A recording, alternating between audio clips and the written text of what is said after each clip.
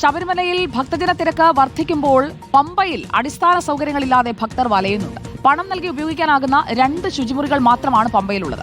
Bio ടോയ്ലറ്റുകൾ Pamba തീരത്ത് നിന്ന് മരക്കൂട്ടം ഭാഗത്തേക്ക് മാറ്റിയതോടെ പ്രതിസന്ധി കൂടുതൽ രൂക്ഷമായി. ഗോകുൽനാഥ് നമുക്കൊപ്പം എത്തുകയാണ്. Gokulnath, good evening. ബയോ ടോയ്ലറ്റുകൾ അത് പ്രവർത്തനക്ഷമമല്ല എന്ന് നമ്മൾ മിനിഞ്ഞാന്ന് കാണിച്ചു, ഇന്നലെ കാണിച്ചു, ഇന്നും കാണിച്ചു. എന്താണ് ഇപ്പോൾ വന്നിരിക്കുന്ന പരിഹാരം? സുജയ, മണ്ഡല മകരവിളക്ക് തീർത്ഥാടന കാലം ആരംഭിച്ചിട്ട് 5 ദിവസം പിന്നിടുമ്പോൾ എന്താണ് പമ്പയിൽ ഒരുക്കിയ അടിസ്ഥാന സൗകര്യമെന്നാണ് നമ്മൾ ഇന്ന് പരിശോധിച്ചത്. ആ പരിശോധനയുടെ അടിസ്ഥാനത്തിലാണ് എന്തൊക്കെ കാര്യങ്ങളില്ല എന്നുള്ള കാര്യത്തിൽ വളരെ വ്യക്തത വരുന്നത് എന്നുള്ളതാണ്. അടിസ്ഥാന സൗകര്യങ്ങൾ തീരെ ഒരുക്കാതെയാണ് ഈ മണ്ഡലകാലത്തിനെ ദേവസ്വം ബോർഡും വിവിധ വകുപ്പുകളും വരവേറ്റതെന്നുള്ള കാര്യത്തിൽ സംശയമൊന്നുമില്ല. ഏറ്റവും എടുത്തു പറയേണ്ടത് പൊതു ശുചിയിടങ്ങളാണ്. പൊതു ശുചിയിടങ്ങൾ അവിടെ നിലവിലില്ല എന്നുള്ളതാണ്. ആകെ 2 എണ്ണമാണ് ഈ പമ്പയോട് തീരത്തോട് ചേർന്ന് ഒരല്പം മാറിയുള്ളതെന്നുള്ളതാണ്.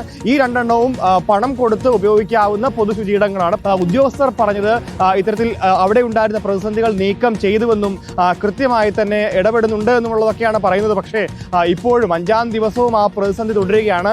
എന്തായാലും വരും ദിവസങ്ങളിലും ഈ പ്രതിസന്ധി തുടർന്നു കഴിഞ്ഞാൽ പമ്പയിലെ വെള്ളത്തിന്റെ മാലിന്യ തോത് കൂടുകയും ചെയ്യും. എന്തായാലും ഇപ്പോൾ ശബരിമല സാനിറ്റൈസേഷൻ സൊസൈറ്റിയാണ് ഇത്തരത്തിൽ മാലിന്യമടക്കം നീക്കം ചെയ്യുകയും പമ്പയിലെ സംഭരണം, ഈ തുണികളടക്കം എറിയുന്നത് സംഭരിക്കുകയും ഒക്കെ ചെയ്തുകൊണ്ടിരിക്കുന്ന പ്രവൃത്തിയിൽ ഏർപ്പെട്ടിരിക്കുന്നത്. പക്ഷേ ഇപ്പോൾ നിലവിൽ 100 പേർ മാത്രം, അല്ലെങ്കിൽ 100 പേരിൽ താഴെ മാത്രമാണ് ഈ സാനിറ്റൈസേഷൻ സൊസൈറ്റിയുടെ കീഴിൽ വർക്ക് ചെയ്തുകൊണ്ട് ഈ മാലിന്യ ശേഖരണവും അതുപോലെ തന്നെ മാലിന്യ കൂമ്പാരമായി മാറിയിരിക്കുന്ന പമ്പയെ ശുചീകരിക്കുന്ന അടക്കമുള്ള പ്രവർത്തനങ്ങൾ ഏർപ്പെട്ട് വരുന്നത്. 200ഓളം പേർ വേണ്ടിയ സ്ഥലത്താണ് ഇപ്പോൾ 100ൽ താഴെ ആളുകൾ മാത്രം പ്രവർത്തിക്കുന്നത്. എന്തായാലും വലിയ പ്രതിസന്ധിയിലൂടെ തന്നെയാണ് ഇപ്പോൾ പമ്പാ തീരം കടന്നുപോയിക്കൊണ്ടിരിക്കുന്നത്.